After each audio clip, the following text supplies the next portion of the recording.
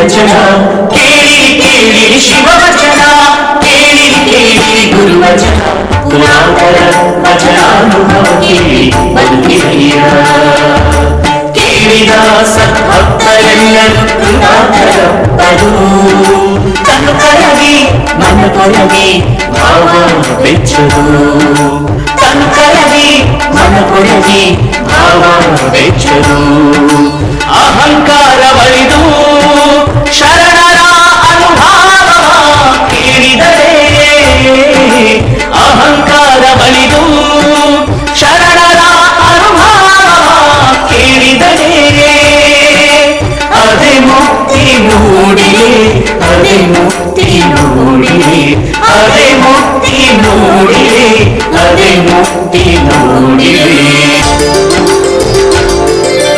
ಇಂತಲ್ಲದೆ ಮನೋರಾಪುರಾಣಿ ತನ್ಮುಕ್ತಿ ಕೇಳಿದರೆ ಇಂತಲ್ಲದೆ ಮನೋರಾಪುರಾಣಿ ತನ್ಮುಕ್ತಿ ಕೇಳಿದರೆ ಉಪದೇಶವಿತ್ತು ಸರುದಯ್ಯ ಏತರವನುದಯ್ಯ ಉಪದೇಶವಿತ್ತು ಸರುದಯ್ಯ ಏತರವನುದಯ್ಯ ಮಹಾಲಿಂಗ ಕಲ್ಲೇಶ್ವರ ಮಹಾಲಿಂಗ ಕಲ್ಲೇಶ್ವರ ಗುರುವಚನ ಪರಾಮುಖನೇ ಗುರುವಚನ ಪರಾಮುಖನೇ ಎಂದೆಂದು ಭವಲಿಂಗರು ನೋಡ ಎಂದೆಂದು ಭವಲಿಂಗರು ನೋಡ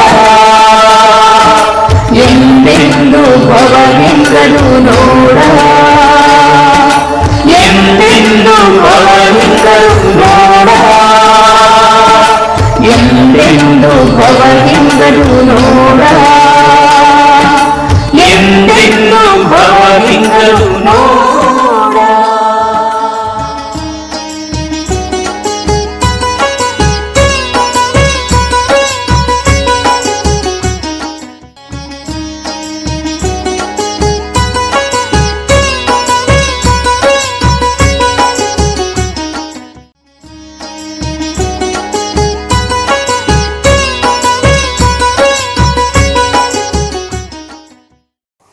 ಅಪ್ಪುವಿನ ಸಂಯೋಗದಿಂದ ವೃತ್ತಿಗೆ ಮಡಿಕೆಯಾಗಿ ಮತ್ತೆ ಅಪ್ಪುವಿನೊಡಗೂಡಿ ತುಂಬಲಿಕ್ಕಾಗಿ ಮತ್ತ ಅಪ್ಪುವಿನ ದ್ರವಕ್ಕೆ ವೃತ್ತಿಗೆ ಕರಗಿದುದಿಲ್ಲ.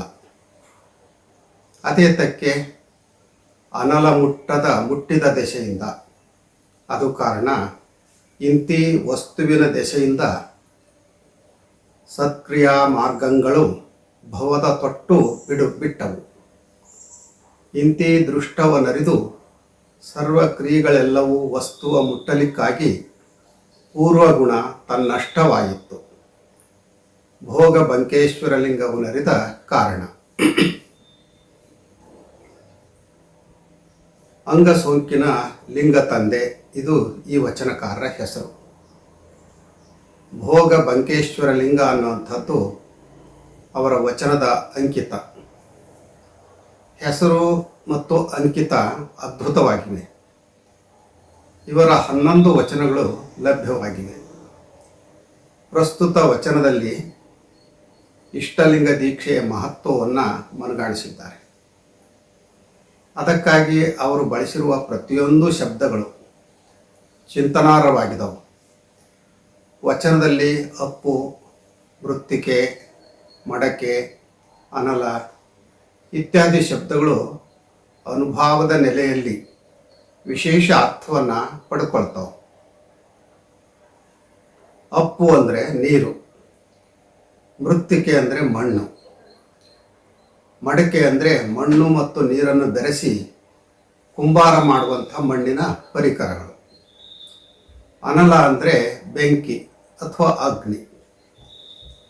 ಮಣ್ಣು ನೀರಿನಲ್ಲಿ, ನೀರು ಮಣ್ಣಿನಲ್ಲಿ ಕರಗಿ ಕೆಸರಾಗುತ್ತೆ. ಅದೇ ಒಬ್ಬ ಕುಂಬಾರ ಆ ಮಣ್ಣಿಗೆ ನೀರು ಬೆರೆಸಿ ಹದವರಿತು ತುಳಿದು ಅದಕ್ಕೆ ವಿವಿಧ ರೂಪವನ್ನು ಕೊಟ್ಟು ಒಣಗಿಸಿ ಅದನ್ನು ಬೆಂಕಿಯಲ್ಲಿ ಬೇಯಿಸ್ತಾನೆ. ಅಂಥ ಮಡಿಕೆಯಲ್ಲಿ ನೀರನ್ನು ತುಂಬಿದರೆ ಮಣ್ಣು ಕರಗೋದಿಲ್ಲ, ಕೆಸರಾಗೋದಿಲ್ಲ. ಇದಕ್ಕೆ ಮೂಲ ಕಾರಣ ಬೆಂಕಿ. ಇದು ಮಡಿಕೆಯನ್ನು ಸುಟ್ಟು ನೀರಿನಲ್ಲಿ ಮಣ್ಣು ಕರಗದ ಹಾಗೆ ಗಟ್ಟಿ ಮಾಡುತ್ತೆ. ನೋಡಿ ಎಂಥ ವಿಚಿತ್ರ. ಸುಟ್ಟ ಮಣ್ಣಿನಲ್ಲಿ ನೀರು ಹಾಕಿದರೆ ಮಣ್ಣು ಕರಗದೆ ಅಥವಾ ಕೆಸರಾಗದೆ ಆ ನೀರನ್ನೇ ರಕ್ಷಣೆ ಮಾಡುತ್ತೆ.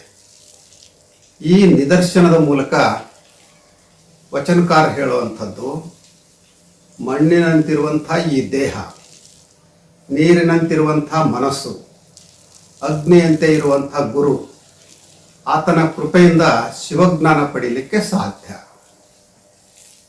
ಸಾಧಕ ಗುರುವಿನ ಜ್ಞಾನಾಗ್ನಿಯಲ್ಲಿ ತನ್ನ ಅಜ್ಞಾನ ಅಂಧಕಾರ ಕಳೆದುಕೊಂಡಾಗ ಈ ಪ್ರಪಂಚದ ಕಾಮನೆಗಳು ಅವನನ್ನು ಮತ್ತೆ ತಾಗಿದರೂ ಆತ ಕಾಮನೆಗಳಿಗೆ ಬಲಿಯಾಗೋದಿಲ್ಲ. ಬದಲಾಗಿ ಅವನ ಹುಟ್ಟು ಸಾವಿನ ಭವದ ತೊಟ್ಟು ಕಳಚಿ ಹೋಗುತ್ತಂತೆ. ಅನುಭವ ಮತ್ತು ಜ್ಞಾನದ ಸ್ಪರ್ಶದಿಂದ ಸಾಧಕನ ಪೂರ್ವಾಶ್ರಮದ ದುರ್ಗುಣಗಳು ನಾಶವಾಗ್ತವೆ ಅನ್ನುವಂಥ ಗೂಢಾರ್ಥ ಈ ವಚನದಲ್ಲಿದೆ. ಇಲ್ಲಿ ವಸ್ತು ಅಂದರೆ ಶಿವ, ವಸ್ತುವಿನ ಜ್ಞಾನ ಅಂದರೆ ಶಿವನ ದರ್ಶನದಿಂದ ಜನನ ಮರಣ ಬಾಧೆಯಿಂದ ಸಾಧಕ ಮುಕ್ತನಾಗುವಂಥದ್ದು. ಇಂತಿ ದೃಷ್ಟವನರಿದು ಅಂದರೆ ಈ ಉದಾಹರಣೆಗಳಿಂದ ಎಲ್ಲ ಆಚರಣೆಗಳು ಶಿವನೆಂಬ ಸತ್ಯವಸ್ತುವನ್ನು ಮುಟ್ಟಿದ ಪರಿಣಾಮವಾಗಿ ಪೂರ್ವಗುಣ ತನ್ನಷ್ಟವಾಯಿತು ಅಂತ ಹೇಳ್ತಾರೆ. ಅಂದರೆ ಹಿಂದಿನ ಅಜ್ಞಾನ, ವಿಷಯ ವಾಸನೆಗಳು, ದುರ್ಗುಣಗಳು ತಾವಾಗಿಯೇ ನಾಶವಾಗ್ತವೆ. ಹೀಗೆ ಆಗಲಿಕ್ಕೆ ಕಾರಣ ಸತ್ಯಜ್ಞಾನದ ಅರಿವನ್ನು ಪಡೆದವರು. ಈ ವಚನ ಕೊಡುವಂಥ ಪ್ರಮುಖ ಸಂದೇಶ ಅಂದರೆ, ಅಗ್ನಿ ಸ್ಪರ್ಶವಾಗದಂಥ ಮಡಿಕೆಗೆ ನೀರು ತಾಗಿದರೆ ಆ ಮಡಕೆ ಕರಗಿ ಮಣ್ಣಾಗುತ್ತೆ. ಅದೇ ಮಡಕೆ ಬೆಂಕಿಯಲ್ಲಿ ಹದವರಿತು ಬೆಂದರೆ ನೀರಿನಲ್ಲಿ ಕರಗದೆ ನೀರನ್ನೇ ತನ್ನಲ್ಲಿ ರಕ್ಷಣೆ ಮಾಡಿಟ್ಕೊಳ್ಳುತ್ತೆ. ಪ್ರಕೃತಿಯಲ್ಲಿರುವಂಥ ಮಣ್ಣು ಮಡಿಕೆಯಾಗಲಿಕ್ಕೆ ನೀರು ಬೇಕು. ಆದರೆ ಆ ಮಡಿಕೆ ಮತ್ತೆ ನೀರಿನಲ್ಲಿ ಕರಗದೆ ನೀರನ್ನು ರಕ್ಷಿಸಬೇಕು ಅಂದರೆ ಅದಕ್ಕೆ ಬೆಂಕಿಯ ಸಂಪರ್ಕ ಆಗಬೇಕು. ಇದರ ಮೂಲಕ ಅವರು ಮಾನವನ ಕಡೆಗೆ ಗಮನ ಸೆಳೀತಾರೆ. ಮನುಷ್ಯ ತನ್ನ ಬದುಕಿಗಾಗಿ ಬೇರೆ ಬೇರೆ ಕಾಯಕ ಮಾಡಿದರೂ ಅಲ್ಲಿ ಜ್ಞಾನ ಅನ್ನುವಂಥ ಬೆಂಕಿಯ ಅಗತ್ಯ ಇದೆ. ವ್ಯಕ್ತಿ ಜ್ಞಾನಾಗ್ನಿಯಲ್ಲಿ ತನ್ನ ಅಜ್ಞಾನ ಅಂಧಕಾರವನ್ನು ಸುಟ್ಕೊಳ್ದಿದ್ರೆ ಅವನು ಸಂಸಾರ ಅನ್ನುವಂಥ ಭವಬಂಧನದ ನೀರಿನ ಸೆಳೆತಕ್ಕೆ ಸಿಕ್ಕು ನಾಶವಾಗ್ತಾನೆ. ಮಾನವನಿಗೆ ಗುರು ಮತ್ತು ಲಿಂಗದ ಜ್ಞಾನಾಗ್ನಿಯ ಸ್ಪರ್ಶ ಆದಾಗ ಆತ ತನ್ನ ಪೂರ್ವಾಶ್ರಮದ ಕಾಮವಾಸನೆಗಳಿಂದ ಮುಕ್ತನಾಗ್ತಾನೆ. ಆಗ ಅವನು ಸಂಸಾರದ ಸುಖವನ್ನು ಅನುಭವಿಸಿದರೂ ಅದಕ್ಕೆ ಅಂಟಿಕೊಳ್ಳದೆ ಕಮಲದ ರೀತಿ ಬದುಕಿ ಜೀವನ್ಮುಕ್ತನಾಗ್ತಾನೆ. ಯಾರೇ ಆಗಲಿ ಕೇವಲ ಬಾಹ್ಯ ಕ್ರಿಯಾಚರಣೆಗಳಿಂದ ಶಿವಜ್ಞಾನವನ್ನು ಪಡೀಲಿಕ್ಕೆ ಸಾಧ್ಯ ಇಲ್ಲ. ಅವನ ಮೂಲ ಗುರಿ ವಿಷಯವಾಸನೆಗಳ ಹೊಂಡದಲ್ಲೇ ಮುಳುಗಿ ಸುಖದ ಭ್ರಮೆಯಲ್ಲಿ ದುಃಖ ಅನುಭವಿಸುವಂಥದ್ದು ಅಲ್ಲ. ಸಂಸ್ಕಾರದ ಮೂಲಕ ಸತ್ಯದ ಸಾಕ್ಷಾತ್ಕಾರವನ್ನು ಪಡೆದು ಶರಣರು ಹೇಳುವ ಹಾಗೆ ಉಂಡು ಉಪವಾಸಿ ಬಳಸಿ ಬ್ರಹ್ಮಚಾರಿ ಆಗುವಂಥದ್ದು. 12ನೇ ಶತಮಾನದಲ್ಲಿ ಕಲ್ಯಾಣ ನಾಡಿಗೆ ದೇಶದ ನಾನಾ ಭಾಗದಿಂದ ಬಂದಂಥ ಸಾಧಕರು ಕೇವಲ ಸಾಧನೆಯಲ್ಲೇ ಕಾಲ ತಳೆದೆ ಸಾಧನೆಯ ಮೂಲಕ ತಮ್ಮ ಕಾಯಕವನ್ನು ಮಾಡ್ತಾ ಇದ್ದದ್ದು ಗಮನಾರ್ಹ. ಹಾಗಾಗಿ ಅವರ ಹೆಸರಿನ ಹಿಂದೆ ವಿಶೇಷಣಗಳಿರೋದನ್ನು ನಾವು ಗಮನಿಸಬೇಕು. ಉದಾಹರಣೆಗೆ ಮೋಳಿಗೆಯ ಮಾರಯ್ಯ, ಆತನ ಕಾಯಕ ಕಟ್ಟಿಗೆ ಕಡಿದು ಮಾರೋದು. ನುಲಿಯ ಚಂದಯ್ಯನ ಕಾಯಕ ಹಗ್ಗ ಹೊಸ್ತು ಮಾರೋದು. ಕೊಟ್ಟಣದ ಸೋಮಮ್ಮನ ಕಾಯಕ ಭತ್ತ ಕುಟ್ಟೋದು. ಆಯ್ದಕ್ಕಿ ಲಕ್ಕಮ್ಮನ ಕಾಯಕ ಅಕ್ಕಿಯನ್ನು ಆಯುವಂಥದ್ದು. ಮಡಿವಾಳ ಮಾಚಯ್ಯನವರ ಕಾಯಕ ಬಟ್ಟೆಗಳನ್ನು ಮಡಿ ಮಾಡೋದು. ಅಂಬಿಗರ ಚೌಡಯ್ಯನ ಕಾಯಕ ದೋಣಿ ನಡೆಸೋದು. ಹಾಗೆಯೇ ಅಗ್ಗವಣಿ ಹೊನ್ನಯ್ಯನ ಕಾಯಕ ಇಷ್ಟಲಿಂಗ ಪೂಜೆಗೆ ಬೇಕಾದಂಥ ಶುದ್ಧ ನೀರು ತರುವಂಥದ್ದು. ಹೂಗಾರ ಮಾದಣ್ಣನ ಕಾಯಕ ಲಿಂಗ ಪೂಜೆಗೆ ಬೇಕಾದಂಥ ಹೂಪತ್ರೆಯನ್ನು ತರುವಂಥದ್ದು. ಪ್ರಸ್ತುತ ವಚನಕಾರ ಅಂಗಸೋಂಕಿನ ಲಿಂಗ ತಂದೆಗಳ ಕಾಯಕ ಕಲ್ಯಾಣಕ್ಕೆ ಬರುವಂಥ ಶರಣರಿಗೆ ಇಷ್ಟಲಿಂಗ ದೀಕ್ಷೆಯನ್ನು ಕರುಣಿಸಿ ಅವರ ಆತ್ಮ ಕಲ್ಯಾಣ ಮತ್ತು ಲೋಕ ಕಲ್ಯಾಣದ ಮಾರ್ಗವನ್ನು ತೋರಿಸುವಂಥದ್ದು. ಇವರ ಪೂರ್ವಾಶ್ರಮದ ಹೆಸರು ಏನಿತ್ತೋ ಗೊತ್ತಿಲ್ಲ, ಆದರೆ ಅವರು ಲಿಂಗ ಕರುಣಿಸುವಂಥ ಕಾಯಕದಿಂದಾಗಿ ಅಂಗಸೋಂಕಿನ ಲಿಂಗ ತಂದೆ ಅನ್ನುವಂಥ ಹೆಸರನ್ನು ಪಡೆದಿರಬೇಕು. ಅಂಗ ಲಿಂಗವಾಗಬೇಕು, ಮಾಂಸಪಿಂಡ ಮಂತ್ರಪಿಂಡವಾಗಬೇಕು, ನರ ಹರನ ಆಗಬೇಕು. ಇದು ಸಾಧ್ಯ ಆಗೋದು ಲಿಂಗ ದೀಕ್ಷೆ ಮತ್ತು ಲಿಂಗದ ಅನುಸಂಧಾನದ ಮಾರ್ಗದಿಂದ. ಈ ನಿಟ್ಟಿನಲ್ಲಿ ಇವತ್ತು ಮನೆ, ಮಠ, ಊರುಗಳಲ್ಲಿ ಅಂಗಸೋಂಕಿನ ಲಿಂಗ ತಂದೆಗಳ ಸಂಖ್ಯೆ ಹೆಚ್ಚಬೇಕಾಗಿದೆ. ಆಗ ವ್ಯಕ್ತಿ ಸಂಸ್ಕಾರವಂತನಾಗಿ ಸನ್ಮಾರ್ಗದಲ್ಲಿ ಸಾಗಲಿಕ್ಕೆ ಸಾಧ್ಯ.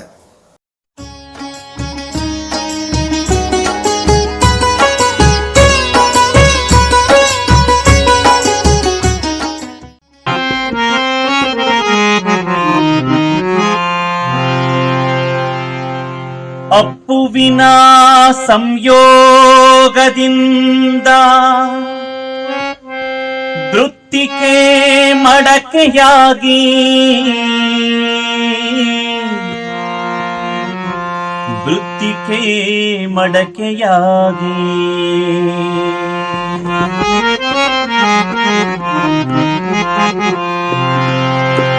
ಅಪ್ಪುವಿನ ಸಂಯೋಗದಿಂದ ವೃತ್ತಿಕೆ ಮಡಕೆಯಾಗಿ, ಅಪ್ಪುವಿನ ಸಂಯೋಗದಿಂದ ವೃತ್ತಿಕೆ ಮಡಕೆಯಾಗಿ, ಮತ್ತೆ ಅಪ್ಪುವಿನೊಡಗೂಡಿ ತುಂಬಲಿಕ್ಕಾಗಿ, ಮತ್ತೆ ಅಪ್ಪುವಿನೊಡಗೂಡಿ ತುಂಬಲಿಕ್ಕಾಗಿ, ಮತ್ತ ಅಪ್ಪುವಿನ ದ್ರವಕ್ಕೆ ವೃತ್ತಿಕೆ ಕರಗಿದುದಿಲ್ಲ, ಮತ್ತ ಅಪ್ಪುವಿನ ದ್ರವಕ್ಕೆ ವೃತ್ತಿಕೆ ಕರಗಿದುದಿಲ್ಲ. ಅದೇ ತಕ್ಕೆ ಅದೇ ತಕ್ಕೆ ಅದೇ ತಕ್ಕೆ ಅದೇ ತಕ್ಕೆ ಅನಲ ಮುಟ್ಟಿದ ದೆಸೆಯಿಂದ, ಅನಲ ಮುಟ್ಟಿದ ದೆಸೆಯಿಂದ ಅಪ್ಪುವಿನ ಸಂಯೋಗದಿಂದ ವೃತ್ತಿಕೆ ಮಡಕೆಯಾಗಿ, ಮತ್ತೆ ಅಪ್ಪುವಿನೊಡಗೂಡಿ ತುಂಬಲಿಕ್ಕಾಗಿ, ಮತ್ತ ಅಪ್ಪುವಿನ ದ್ರವಕ್ಕೆ ವೃತ್ತಿಕೆ ಕರಗಿದುದಿಲ್ಲ. ಅದೇ ತಕ್ಕೆ ಅದೇ ತಕ್ಕೆ ಅನಲ ಮುಟ್ಟಿದ ದೆಸೆಯಿಂದ, ಅನಲ ಮುಟ್ಟಿದ ದೆಸೆಯಿಂದ.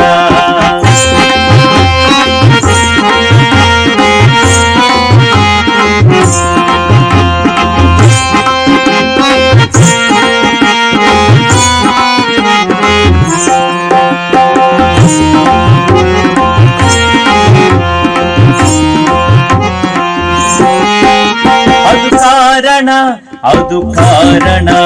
ಅದು ಕಾರಣ ಅದು ಕಾರಣ ಹಿಂದಿ ವಸ್ತುವಿನ ದೆಸೆಯಿಂದ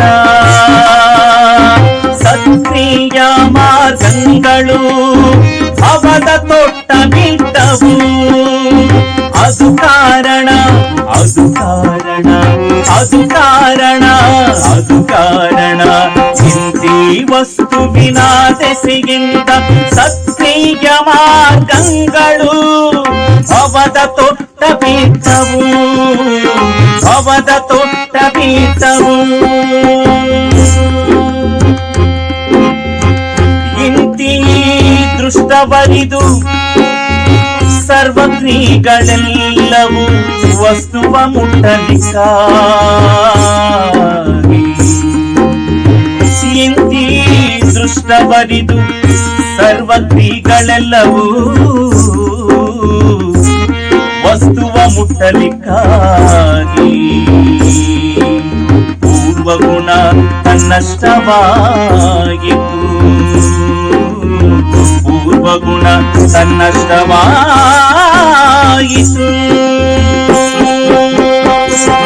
ಬಂಕೇಶ್ವರಲಿಂಗವ ಅರಿದ ಕಾರಣ, ಬಂಕೇಶ್ವರಲಿಂಗವ ಅರಿದ ಕಾರಣ, ಭೋಗ ಬಂಕೇಶ್ವರಲಿಂಗ, ಭೋಗ ಬಂಕೇಶ್ವರಲಿಂಗ, ಭೋಗ ಬಂಕೇಶ್ವರಲಿಂಗ, ಭೋಗ ಬಂಕೇಶ್ವರಲಿಂಗ, ಭೋಗ ಬಂಕೇಶ್ವರಲಿಂಗ, ಭೋಗ ಬಂಕೇಶ್ವರಲಿಂಗ, ಭೋಗ ಬಂಕೇಶ್ವರಲಿಂಗ.